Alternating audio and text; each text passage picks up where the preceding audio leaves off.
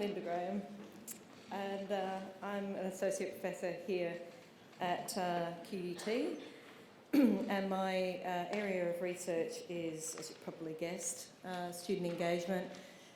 Well, it's more student disengagement. So I kind of do the opposite to Martin. I'm the qualitative person who listens to what the kids say. And I have been doing a project that I'm going to share with you today, and I'm going to be followed by John Goh, the principal of the school that I've been working with, and two teachers, Ashleigh Catanzariti and Solange Cruz. Now this project started off in 2013. John came to see me, and it was after they had made a decision at his school that they were going to change the school hours. And the way that he came to get to know me was that the Sydney Morning Herald came to ask somebody what they thought about all this. And he was going to change the school hours from, normal 9 till 3, and was changing them from 8 a.m. to 1:15. And the Sydney Morning Herald was in a bit of a lather about this, and the Daily Telegraph as well, but I happened to mention that, actually those hours are pretty similar to what they do in Finland, and it seems to work there. And I think one of the points about it is that, we all know that children are fresher in the morning. I mean, it changes in adolescence, but we know that children are fresher in the morning, and we all schedule, the literacy, numeracy parts of the day to be earlier in the day. But what John and the team at Merrylands East were proposing to do was to really, I guess, truncate the day, and it was intensified a little bit. So it was still the same number of teaching hours in the day, but the thing that really interested me about it was that this had the potential to deal with something that I'm interested in, which is disruptive behaviour, in terms of kids getting a bit ratty during the day and ending up in a lot of trouble in the afternoon, generally during the second lunch break. So that was the premise of the project in its initial stages. John went and applied for approval to do this, had to survey the parents at the school. Amazingly, 72% of the parents were actually in favour of the change in school times. And the initial aim with me was that I would work with the school to evaluate the effects of those changes and see what was going on, so that they could use that research to guide any changes that they made from then on. But something really interesting was that it wasn't just about the changes in the school hours. And what the research really did was show that there was something else that was going on. And so our partnership, which began in 2012, is still going, and it's ongoing, and it's great to have that kind of partnership with a school. And we're kind of documenting what's happening, but also working together to look at what the good things that they're doing there and pushing it further. So just to show you what we did, and we had to do this really quickly as well. So we did a pre and post test design, which was, okay, let's get in really quickly in term 3 and term 4 of the year before the school hour changes were going in. And we ran the school liking and avoidance questionnaire across pretty much the whole school, of all the kids that the parents agreed to participate. And we did the same again the year after. So we had 6 months of the new school hours, and we ran the school liking avoidance questionnaire again. We did student drawings in the first part of the test to see, well, okay, what do kids think about school now? What do you do after school? All that sort of stuff. And then we did interviews showing them those drawings as impetus to say, or a stimulus to say, well, this is what we used to do, what do you do after school now, and all that sort of thing, and is it better or is it not? We also did focus groups with parents, and we did interviews with teachers. And I'm not going to go into those parts of the research today, but suffice to say that I don't think one of the teachers said that they would have it any other way now. So what I'm going to do, this is basically the school liking and avoidance questionnaire, and the reason that I've got that up there is just to point out this part here, which is that there have been studies that show a positive association between school liking, engagement and achievement, for much the same reason as Andrew Martin was saying this morning. If kids are enjoying what they're doing, if they want to go to school, if they're happy to be there, then they're more likely to learn and progress well. So these are the means for times 1 and time 2, and the first thing that stood out to me when we did this in the first half was how positive the kids at Merrylands East are anyway. And I thought, oh no, sounds wrong, but the reason that I felt like that was like, well, maybe we're not going to show a difference at all, because, how can you move from there? And what we did find was that there was a significant difference between time 1 and time 2, but the really interesting part of that was that it was within a particular cohort. And when I, went through manually, we found that it was with boys in the upper years of primary. Now, I nearly fell off my chair when that happened, because that's, with all my behaviour school boys, that's when they start entering at around age 10, And so for there to be a significant increase in the school liking of boys, I thought, wow, okay, we need to know more about this. And there was no change in school avoidance, and there was no significant change in school liking for girls. So girls liked school, about the same as they were previously, positive, but boys really increased.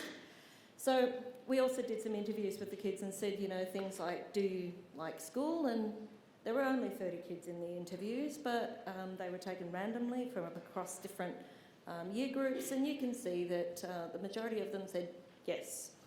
Now, once again, that is not an answer that I'm used to hearing. So we also asked the questions in different ways. Have you always liked school? And they said yes. So I thought, yeah, okay, that bears out the other results that we had. Then we started asking, this is where I really got interested, what is it that you like about school? And if you have a look there, it's learning and doing work. So I'm thinking, what's in the water at MEPS? Because the type of school research that I normally do is no. And actually, in our behaviour school project, we had kids from mainstream who had never had behaviour issues at all, honours students, a lot of them, and they actually mostly said seeing friends. So that tends to be the most common answer. So, but at MEPS, it was this, and I thought, wow, okay, that's interesting. Half said that had changed since last year. So at this point, I was thinking, okay, so these changed school times must have really had some effect, or not. Then I started looking qualitatively at their answers, and they said things like, when you said, what is it that you like about school? It's really fun because you get to learn a lot of stuff. I like to learn. In class, we learn more things. I mean, I'm not pulling things out just to, this was a really common thread. I thought there's a real focus on the kids enjoying learning, which is, again, unusual for my research. We asked the question a different way. What do you find most fun? Because I was determined to find the answer friends somewhere. When it was the second most popular answer, these were all random things like, stuff in the canteen. Or one of them was the colour of shirts that the principal wears. Because every day it's a different colour. But once again, look at this, learning and work. And the kids, we didn't set up those answers. This was all free response. So I thought, all right, something's going on here. Especially when we get these answers again. What is fun about going to school? The principal, he likes us. He wants us to have fun for us to learn. Again, learn. Oh, and just to show you that they're like everybody else, we get to go home early for lunch. Now, so we've progressed on from that study, but essentially, the study found that there was a significant increase in the school liking of boys in upper primary, which I thought was a take-home point anyway. But the change in school hours couldn't account for that increase, because in the interview data, the kids had both positive and negative things to say about that. You know, like, don't like getting up early in the morning. So there seemed to be other things at play, so I started looking a little bit more closely into what was going on at the school. So when interviewed, a high proportion of the students suggested that they liked school because of learning and work. So I thought, well, we need to know more about that. So that was me.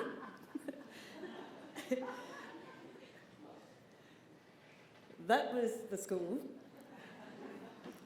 And this was my son.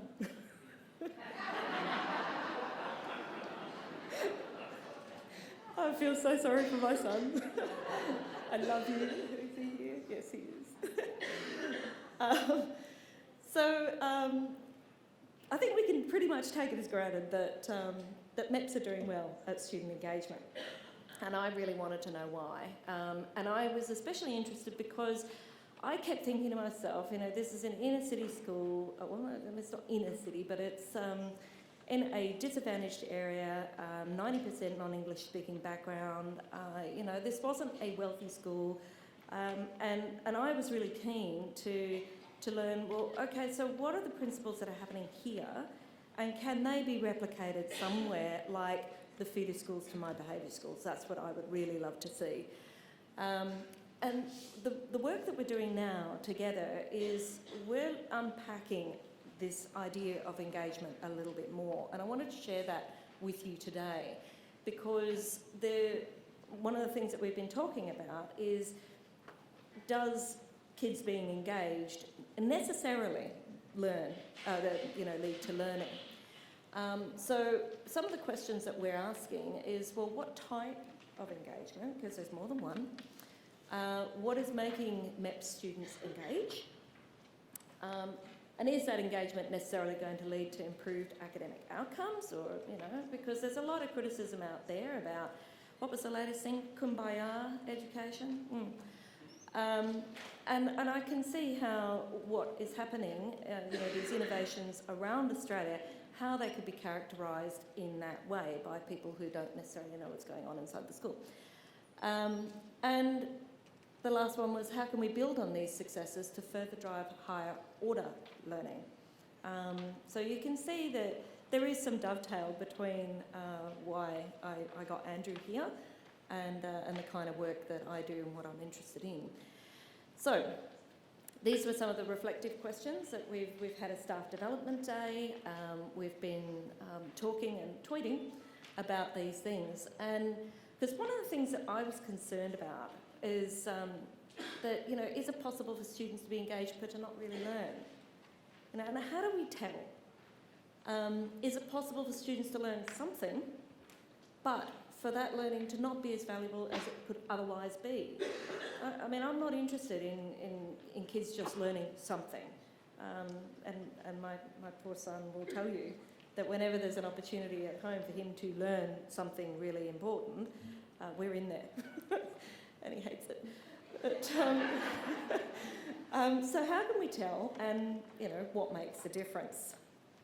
Now, one of the things that I want to do here is kind of pull apart this concept of engagement a little bit, because I have a bit of a problem with it.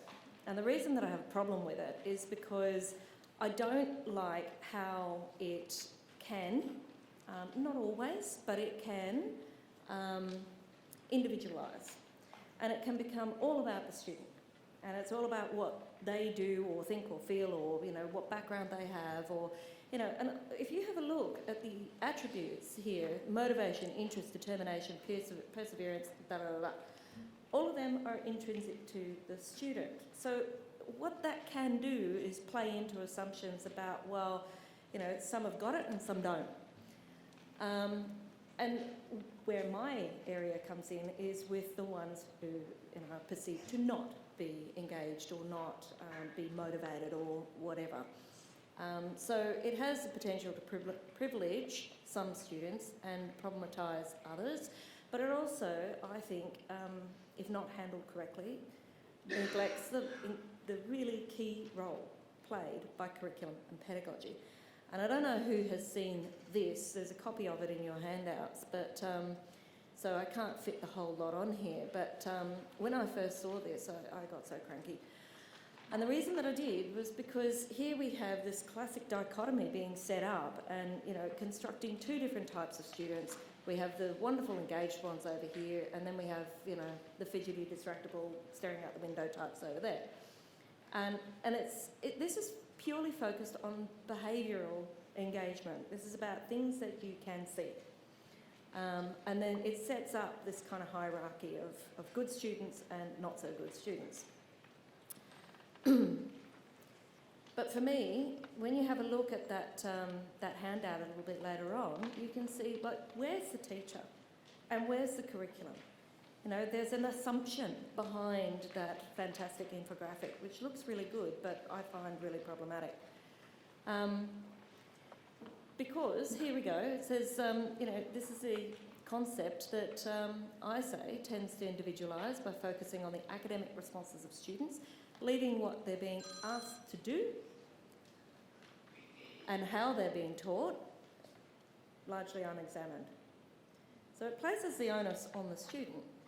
And statements such as this, I think, kind of play into that, even though they're not intended to. Says, students are said to be engaged when they devote substantial time and effort to a task, when they care about the quality of their work and when they commit themselves because the work seems to have significance beyond its personal instrumental value. My question is, well, what if it doesn't? What if the task sucks? What if it doesn't have? And one of the things that I think is really hard as adults, and I get a lot of, my children tell me this all the time, I think something's interesting and I think something is, personally relevant, and they say no, it's not. So sometimes as adults it can be really hard, especially when there's a curriculum that's saying, kids have to learn a particular thing. How do you break that down into something that they actually want to do? So what if the task is boring and engaging only to a few? But the other question that we've been dealing with at MEPS is, well, but on the other hand, is every interesting, engaging task necessarily going to lead to worthwhile learning, even if the student does participate and engage? So we're back to that question again. So some of the things that I just wanted to brief with you today is this. So, there's more than these types as well, but, in the literature there's general agreement around these three forms of engagement. And the conversation that we've been having at MEPS is that you guys have got this going on, absolutely got this going on. But we can always do better at that. And these things here are, I think, fundamental. They're intrinsic, they are the first floor, they're the ground floor. Because if you don't have this one particularly, and if they don't really feel like they belong or don't want to be there, you're not going to get to this. So there is this kind of, these three things that need to be happening. But in order to achieve intellectual engagement, yes, you will have students who will go there anyway. But there's a huge number that won't, or will not go, like Andrew Martin was saying, because we've got two Martin names here, I'm getting confused. But like Andrew was saying before about underachievement, there are students who are achieving but could be doing better. So the point here is social and behavioural engagement are necessary but insufficient, and that intellectual engagement is necessary for higher order learning. But what makes the difference? Can we see it?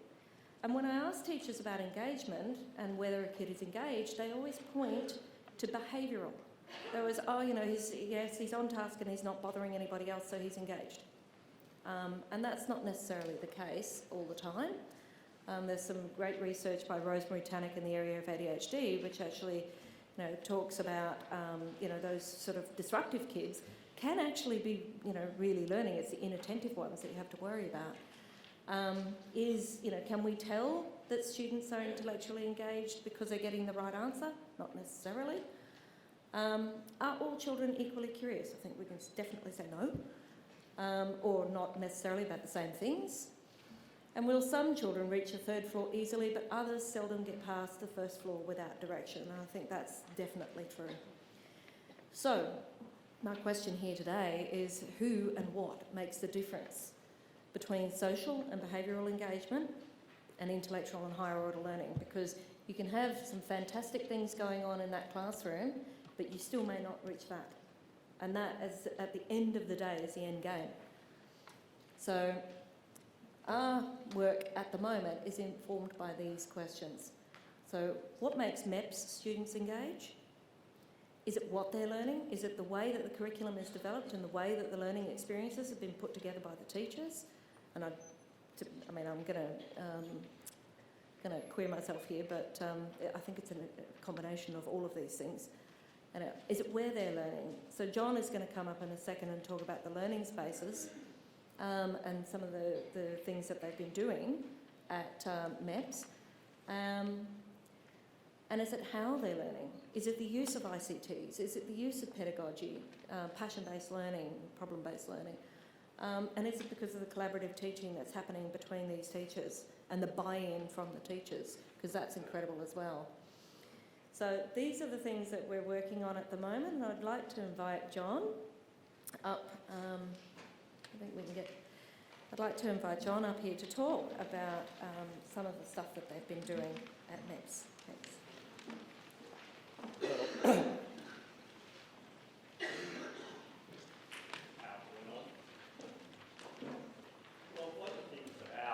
I hope I'm on. Yes, I am. With Linda's study is that if you look at the data, and I was pretty dumb, what I did was I invited all my colleagues, a whole lot of directors to my school, and I said, hey, Linda's going to be talking about our data and what she found out about our school. The only problem was I hadn't seen it yet. So I'm sitting there thinking the night before, I wonder if this was a good idea. And if you looked at that data, only 8% said they came to Merrylands East because of the principal and the teachers. And when Linda presented that data, I thought, oh, geez, that's really bad. And then someone pointed out, it's 8% teachers and principal, you might be 0. So that's one thing. And the second thing about it is, yes, we have changed the school hours. We're a Middle Eastern, European, Asian background. Many students come to school or have had experiences, or the parents have had experience of starting school early. And they live in extended families, and one of the things is that we capitalised on that. It wasn't easy because when you're making a cultural change, people have got pre-assumptions about what schools are going to be like. You know, we're going to start at 9 o'clock to 3 o'clock. When I rang my own department and said, hey, this is what I'm doing, someone up the other end from industrial relations said, you can't make this change. You know, you can't set precedent in New South Wales schools. Where's your data? And my response was, well, where's the data 164 years ago when New South Wales Public School started in 1848? So where does it say 9 o'clock is an optimal time for school change? Now we knew changing our school times wasn't just going to make a difference to our kids. You know, you can change the times to any times, but it may not make a difference. So we were looking at other aspects as well. And we've been on a journey about changing learning spaces as well.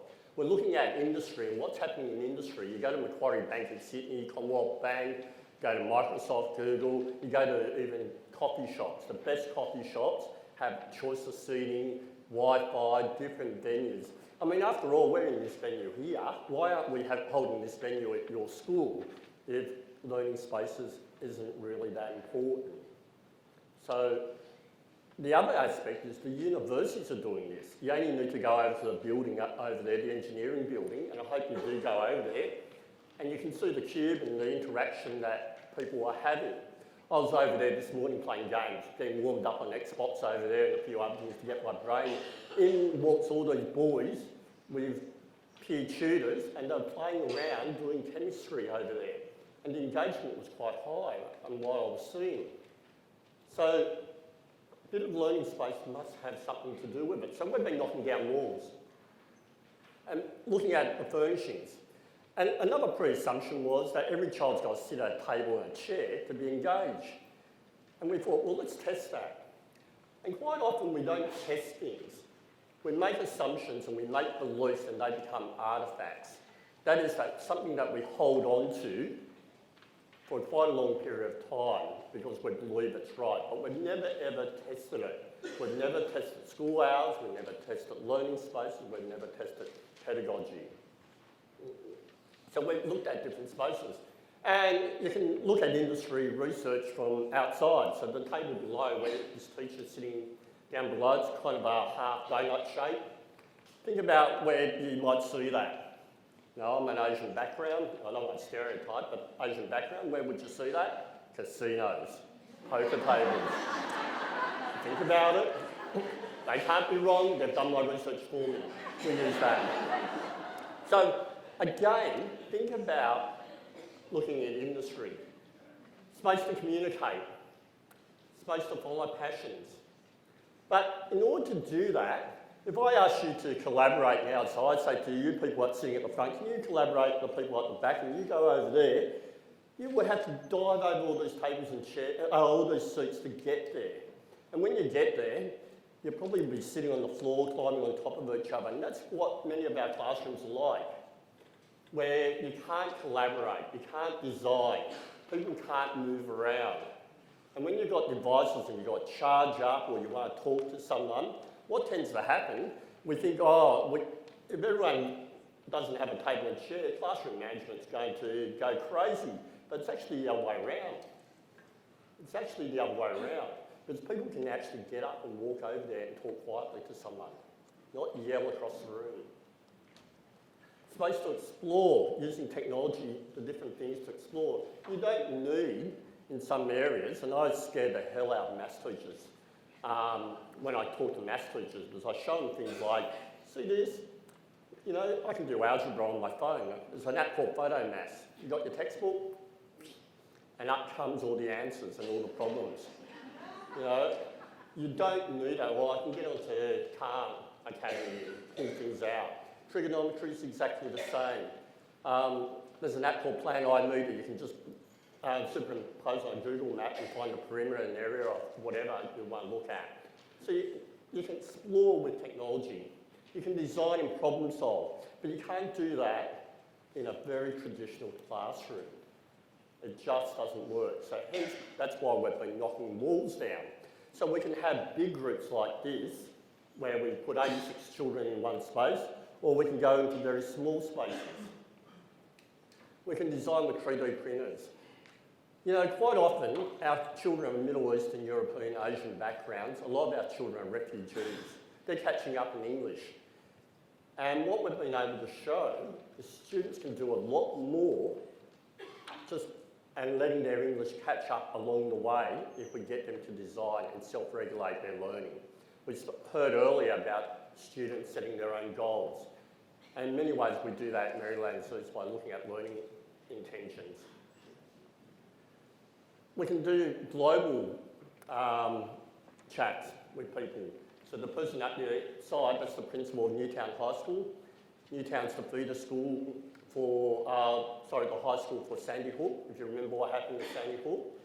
Government went on the loose, shot up people. We did a project, we sent a bear over, and that was used in their first memorial service. You know, people can start up online shops, design, create iPhone apps, and all sorts of things. You know, the possibilities are endless with kids. And we don't have to be the experts in technology. The kids will be the experts in technology. We just need to be the experts in pedagogy and give them the opportunity. The kids will look after themselves. Okay? As soon as we find one good app, a child will find a better app. Okay? So, you know, for those of us that are scared of technology, here we go. Let them go. So we can do global projects, Skype schools into South Korea. Our kids are teaching South Korean kids English. How funny is that? So they think we're the experts and we're still learning English ourselves in our schools. Looking at alternative spaces, both inside and out. You know, many of the universities are converting their non-spaces into informal spaces, converting their informal spaces to formal spaces, looking at spaces for dedicated purposes. There is a place for seating like this. But there is also places for small individual spaces. And if you think about it, the coffee shops, you know, the better ones have different choices of seating. And we have to, you know, taken away one of those assumptions, and that is that you need to have a chair or a table to learn. Kids can be quite happy standing up, sitting down on the carpet. They could be anywhere, on bean bags, on soft seats, you know, or stiletto chairs for all that matter. Quite often we think, you know, if it doesn't work, let's change it. That's the rhetoric that we hear all the time. But it's actually the other way around. If it does work, we need to build a better product. Now, one thing I must caution you, and that is your drive for change. Why are we doing all this? NAPLAN's not my driver, and I've publicly said that. You know, I say it on Twitter, the Minister in Education, New South Wales follows me, a whole lot of people follow me, I blurt about it, I've still got a job. NAPLAN is not the driver. Neither is trying to get through the whole Australian curriculum. Quite often we try and get through it all, but what happens is we teach a lot, but kids don't learn much. Okay? So at Merrylands East, we don't have bells. We start at 8 o'clock. We have a lot more time because we're trying to condense what we're doing, but make it more, you know, engaging and very dense in what we're doing. And we're giving kids more time to actually design and problem solve. I haven't spoken much about pedagogy so far because two of my colleagues are just about to come up. Ashleigh and Solange, they're going to talk a bit more about pedagogy in terms of what we're going to do. But just a couple of things as they're coming up. I've got an iPhone 6 in my hand. And one of the things is that education is not broken, regardless of what people are saying out there in the community. You know, just like the iPhone 5 and the iPhone 4 was not broken. And we're not an Apple school where we work on multi-platforms. You know. But currently I'm using an iPhone 6. iPhone 4 was not broken, and I had an iPhone 4 for quite a long time. iPhone 4 made Apple billions of dollars, but they went and designed a better product.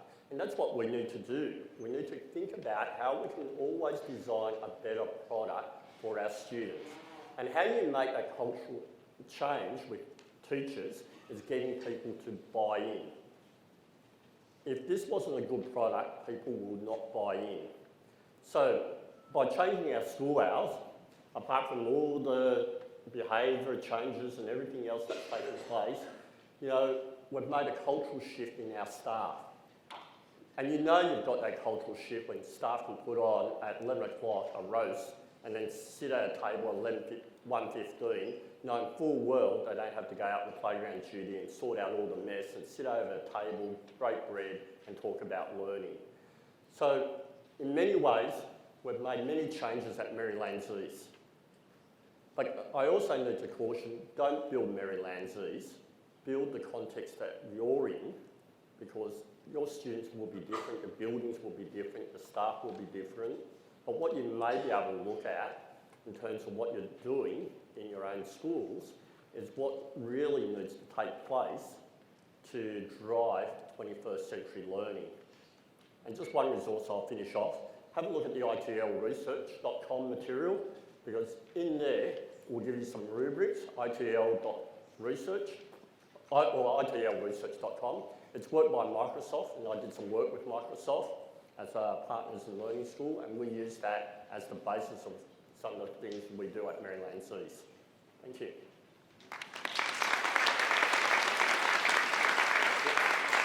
Now, Ashleigh and Solange can come up and talk a bit about pedagogy.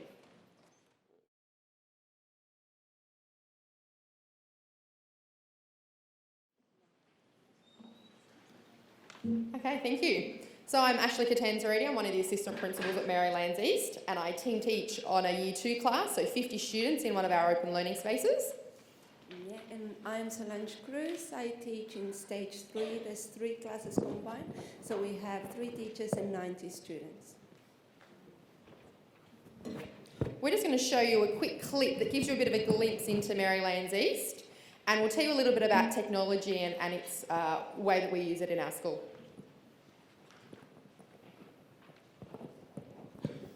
I think you need to press play at that end. That's all right. We'll talk over it while we're waiting. One of the things that this is actually going to have a look at for you is that technology is one of the things that drives what we do at school, but it is not the thing. And what we are looking at here is the role that pedagogy plays in what we do.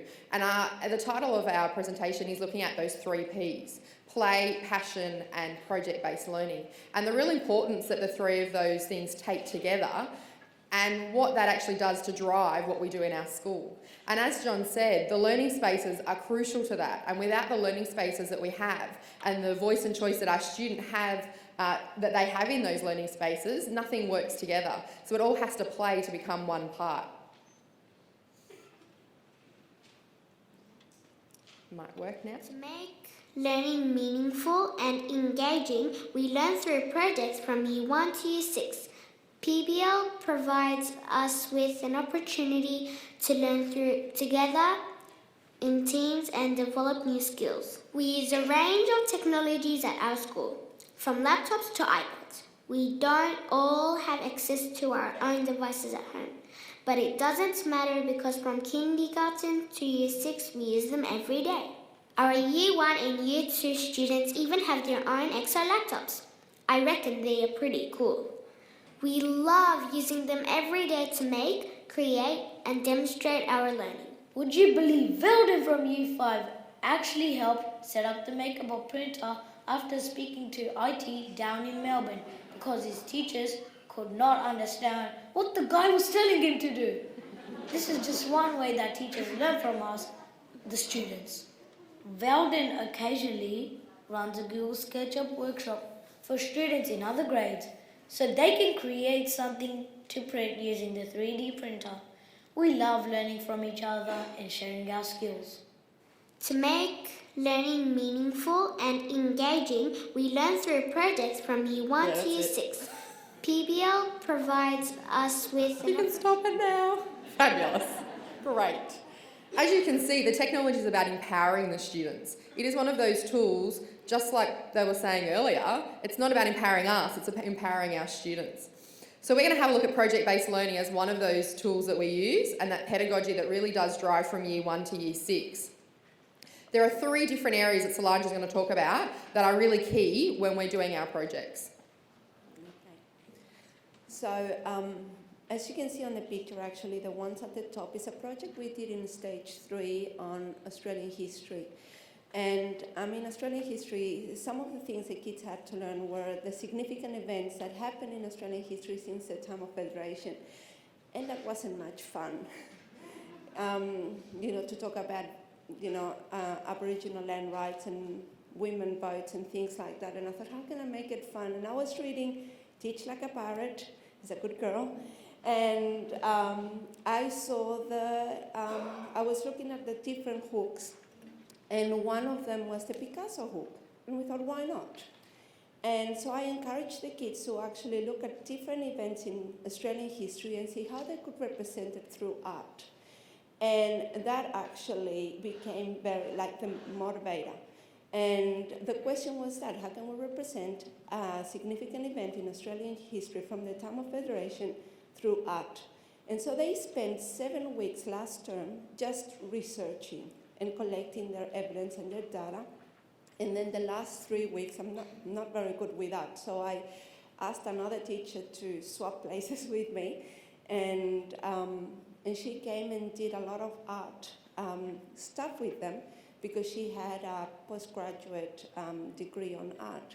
So she taught them all the different skills that I didn't have, but she had, and we did the final part, which is getting an audience to present the projects. We actually set up a gallery in our school, and we invited the whole school to come at different times throughout the day to see their projects, and the kids were able to present and discuss what they had learned.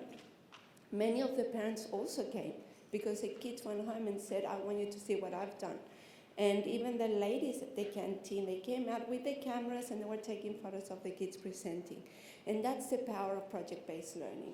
If I had just given them, if I had just stood at the front of the class and just taught them about all this stuff, they probably wouldn't have learned as much as they did when they were actually researching themselves and they had the opportunity to present to an authentic audience, which is the important part of project-based learning.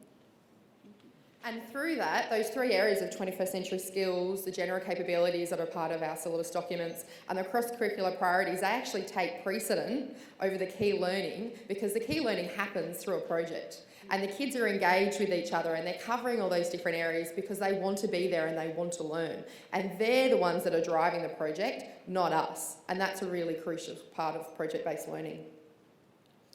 So you can see part of those areas are having that authentic audience, as Solange was talking about. We also have class Twitter accounts as well as our own school Twitter account.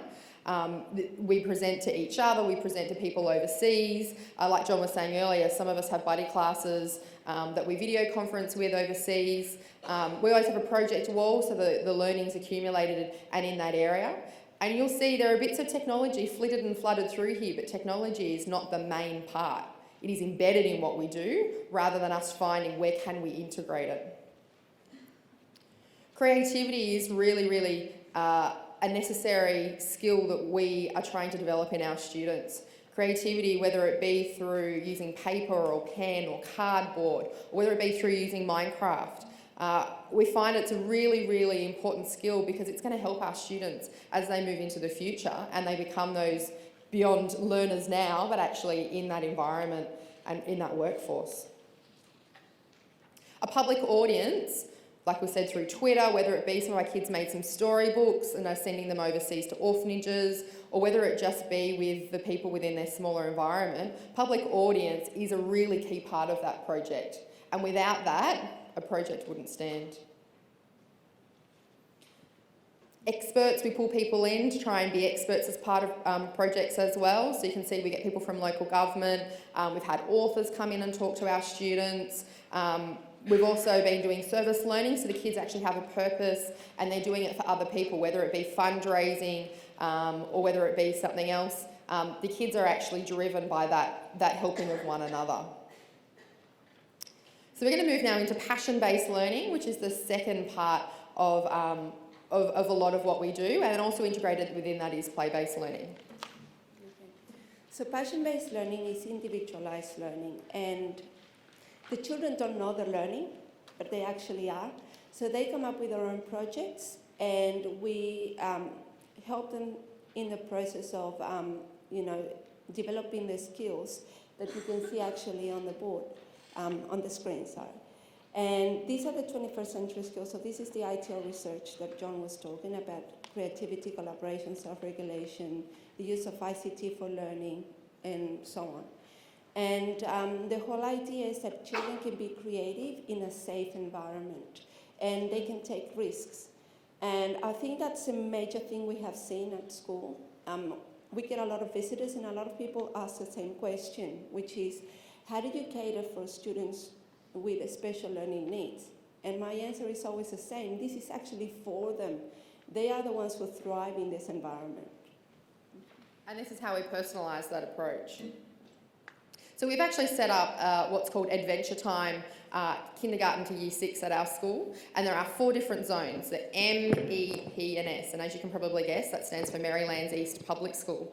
The M zone is made of make and play, and these we worked. Well, first of all, we had a video conference on our staff development day with our lovely Dave Burgess, which you'll be hearing from later. And he spoke to us a lot about engaging in passion and the importance of that. And as part of that, we then developed this model together as a whole staff. So this M zone, kids are making and playing and they're hands-on and they absolutely love it. And these are mainly students, we cater from K to 6 the whole way across, so students are based on where we feel they need to be, and we have a rubric that helps us to be able to do that. And in that zone, these are mainly obviously kindergarten, because that's where we're beginning, and then other students that fit into this area. And the kids have to talk about something that they learnt, made, created, and that's part of the reflection which you'll see across all the 4 zones. So kids are involved in maker spaces. You can see that they're doing things outside because our learning spaces, as John said, are everywhere. So kids need to go and use all the different areas that we have available in our school. The second zone is the E zone, and this zone definitely has students from kindergarten to year 6 in it, and this is very makerspace oriented for people that are aware of makerspaces, and kids are able to do whatever they like. And as part of that, we have lots of different things set up, and that changes quite frequently, whether it be paper craft and dramatic play, whether it be cooking, but the cooking's fully driven by the students. We have coding, tinkering, collaborative games, drawing, construction, and all these things are to continue to develop those skills as Solange was talking about earlier, and that is the main part of this, as is the planning, and this is what the planning looks like in this E zone, and as is the reflection. So the next step up on this reflection is the kids are looking at what they've done, they're also thinking about and reflecting on what they could improve and then what they will do next time, and all of this is verbal to try and encourage those areas. And then they go into the P zone. And this is where, because children have already explored many different areas, they come to the planning zone. And they can plan a project of their choice. Now, many of them have some ideas, so we have like a scaffold for them to follow. And things like, if you look at the one over here, it says My Adventure Time Plan. It starts with a question, and the question is, what are you going to be doing? So are you going to be creating? Are you going to be learning a new skills? What are you going to be doing? And after that, they can design their own driving question and then list all the resources and things they will need to complete that project. This zone actually has a lot of teacher support. They are planning, they have an idea, but they don't know how to do a project, so we support them a lot. And they present to each other at the end and they give each other feedback. And then when they are ready, they move on to the last zone, which is the S zone, self-regulators. And you can see some of the projects here that the students complete. In the self-regulation zone, they can do a project on their own and they need very little teacher support. We are there, however, and we ask them questions. We make sure that they're on the right track.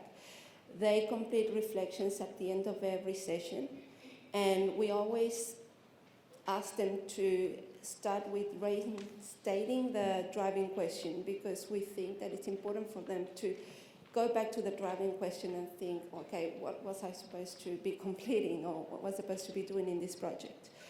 When they give feedback to each other, they give feedback in terms of, for example, and the presentation skills, so the literacy comes in.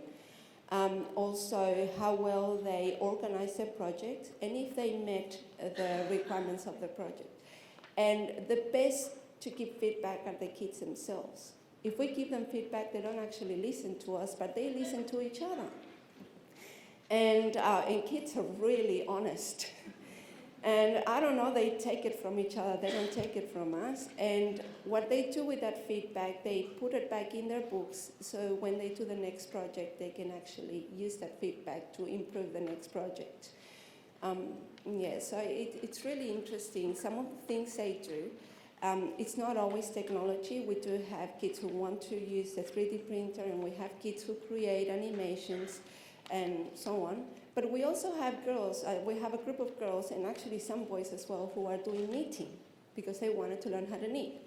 But then that turned into a business, and they were selling scarves.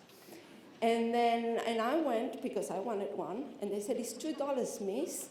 And I said, that's really cheap. I said, how did you come up with $2? I said, well, that's how much the wool costs. And I said, no, you have to think of the time you spent making this. And then they came back and said, okay, miss, it's $5. I said, I shouldn't have said that.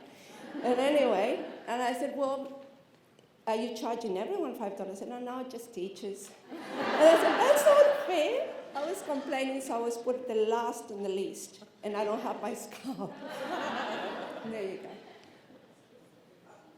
So in summary, it's about the pedagogy, not the technology. The technology is a big part of what we do, and we do have access to a lot of technology, which we're very fortunate, but we really have done a lot of research and have worked collaboratively with our staff to really look at what engages our students, and it is the pedagogy. It is the play, project, and passion-based learning that really does drive our students and what they do. Thank you.